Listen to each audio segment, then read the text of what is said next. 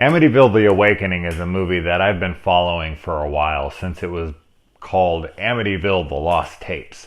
That movie got postponed and postponed, and eventually it was abandoned altogether.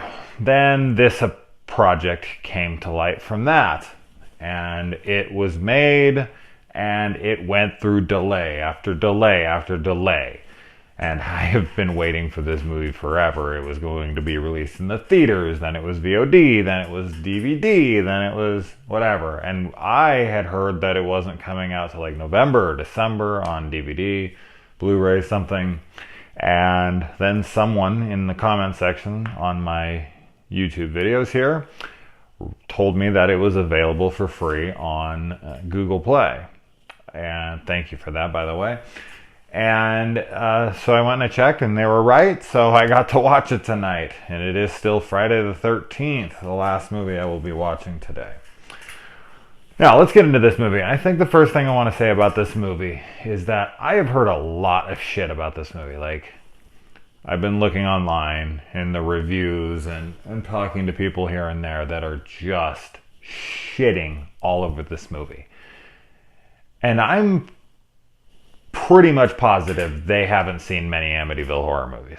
Because if you think this is a bad movie, you have not seen Amityville 3, Amityville 4, Amityville The Next Generation, Amityville Curse, Amityville Haunting, Amityville Legacy, Amityville No Escape, Amityville Exorcism. You want to see a fucking bad Amityville movie? Go check out Amityville Exorcism, okay?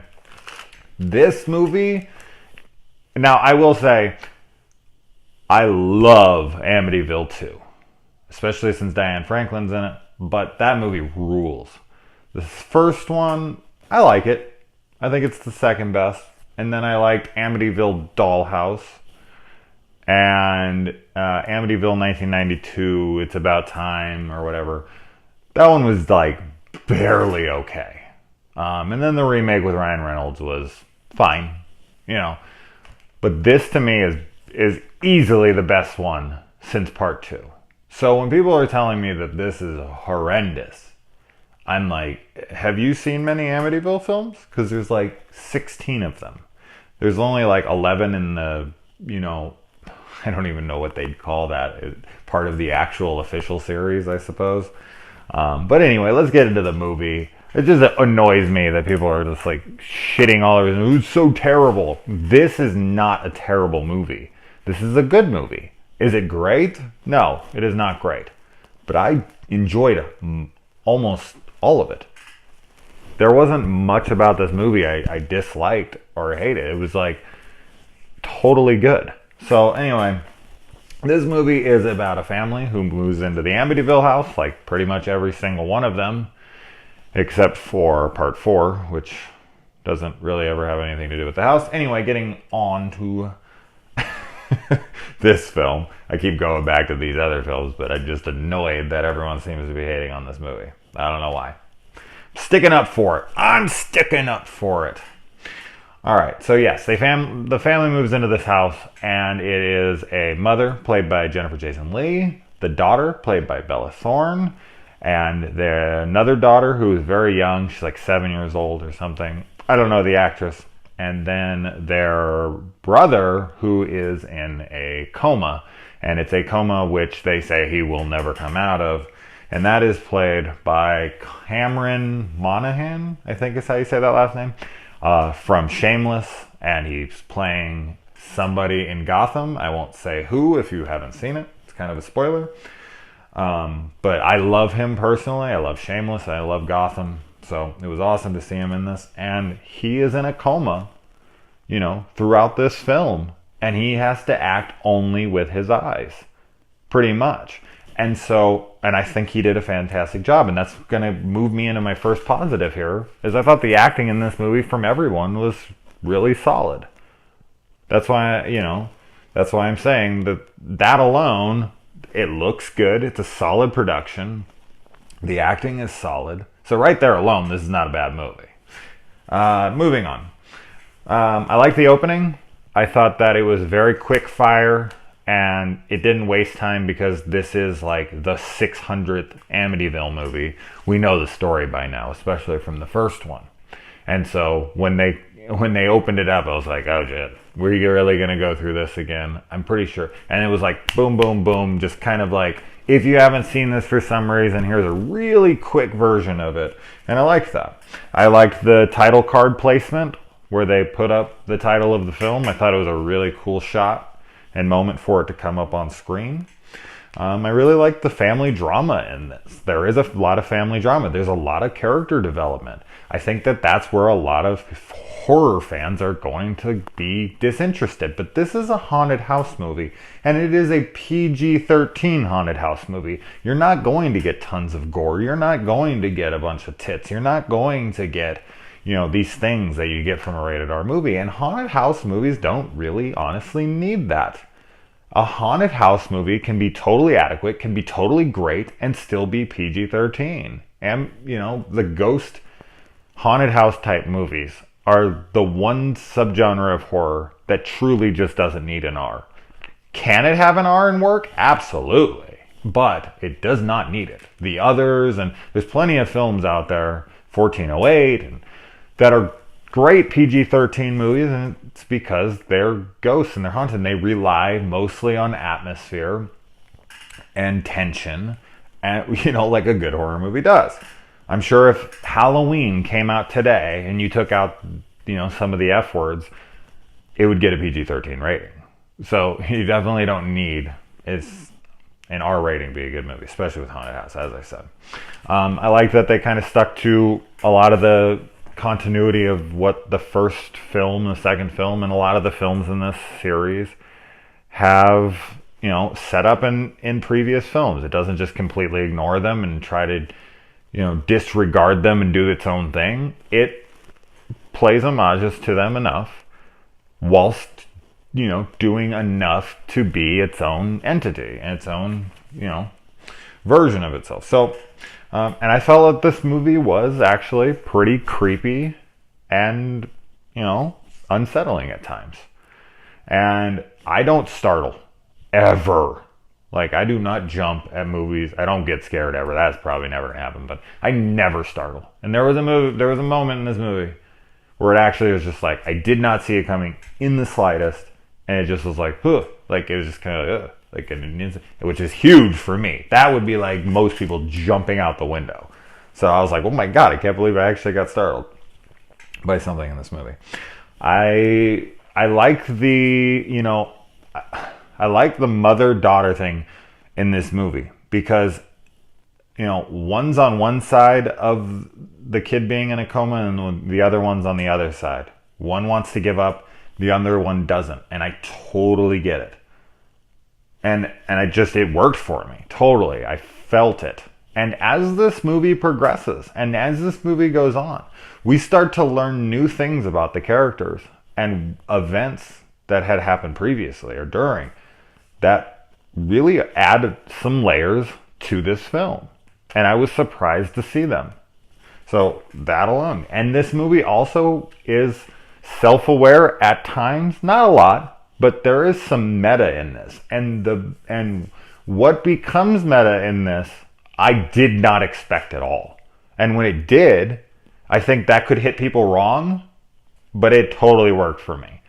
So the meta moments in this movie, and you'll know when they hit the screen, totally worked for me. And this movie also opened up this, something going on with this movie that's different than others. And what I mean is by this series, but this film plays off of it better than the other ones, is that with Halloween, Friday the 13th, Texas Chainsaw Massacre, like when you're making yet another sequel to one of those, they didn't happen. They're fiction. This is based on a real event. The Amityville horror, the DeFeo murders, really happened. This isn't made up fiction, And then the next family moved in and claimed that shit went down and they left. And that's what this all spawned off. I mean, the original Amityville horror is based off a true story. And so if you were to live in Amityville, buy that house, there would be a stigma on it. There would be kids in school that are afraid of it, or, you know, have built up mysteries around it, or, you know, and if a kid moved into that house, there would be, like, they would have basically a bullseye on their back, or, you know, stink to them, basically, to the kids. And that's how this film plays it out. Bella Thorne's character is in high school, and she goes to high school a decent amount in this movie. It doesn't just completely ignore that aspect of her life. Like, she's the new kid in town, and for like 15 minutes of this movie, she's at school. And she's known in this school because of what has happened in that house in the past. And it really made sense. I was like, yeah, no, this is supposed to be, you know, playing off of something that really actually happened. So I just thought that was, I just never had thought about that much before. But I was like, wow, yeah, if you really did live in this house, you would get shit.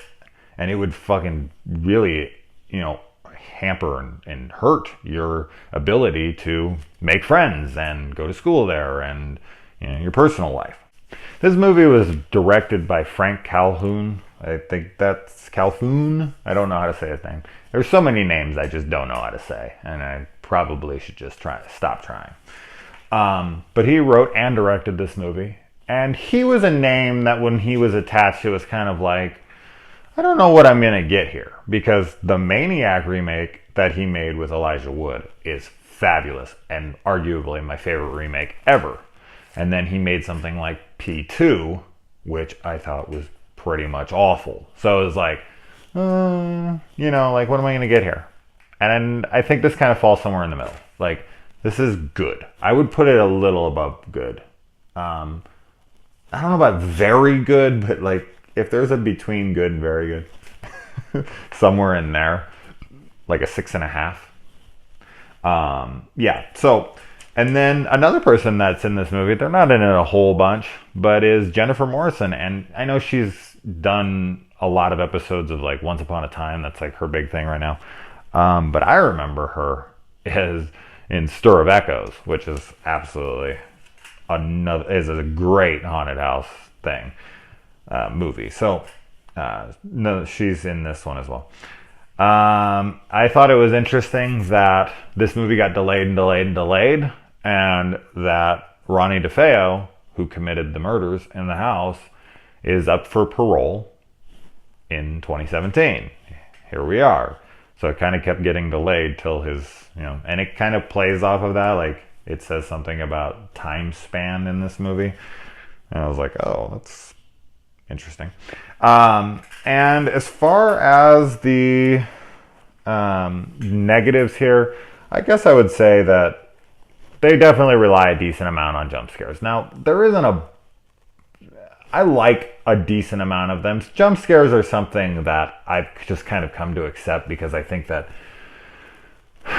that is what modern day audiences want.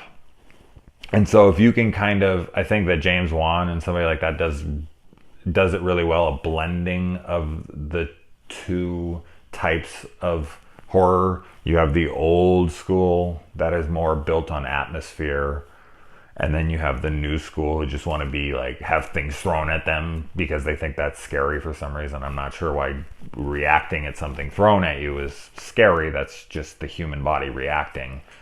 But that's what they like, and so they throw it in there. And if you can blend those two. And so I get that they are here, and I'm fine with them. There's just a couple that are fake outs and annoying, and you're just like, ugh, like, stop with that shit. But nothing horrible. And the ending just felt a little lackluster. I can't put my finger on exactly what it was. There was some special effects issues, and I don't really know what it was, but it didn't feel super overpowering. Like, I didn't love it, but I didn't mind it. It was just kind of one of those things that was just like, that was okay. That was good. That was an okay ending. Like, I feel like it could have been a little more. And I think if they would have had like a hammered ending, like if it would have really like hit home, I think I would have been sitting here being like, this is a great movie. What the fuck is wrong with you guys? But as I said, it's just right below very good. So I'm completely impressed. Like, with as much as this movie is getting shit on, I think this does not deserve that at all. And I think, I will say, granted here, I went in with very low expectations because of how many times this has been delayed and how many people are shitting on it. So it's kind of like, oh yeah, that's what to expect from a delayed movie. Anytime a movie gets delayed and delayed and delayed and delayed, you're like, 9 times out of 10, you're dealing with a bad movie. But this is Bella Thorne's movie. Let me tell you that. Jennifer Jason Leigh is one of my all-time crushes. I mean, any kid who grew up in the 80s is just in love with her, Fast Times and Hitcher and all those movies. And I like her here, but this is Bella Thorne's movie. She is in this thing. She's like on screen 98% of the time. And she wears like really, really tiny short shorts for like half of it. So that wasn't terrible. But I thought everyone did a really good job. Like the acting was on point. The atmosphere was really good. The direction felt good. Like I think for a fan of the Amityville series, this will be a breath of fresh air. If you had seen all the previous titles I just mentioned that are garbage, I'm not going to go through all of them again.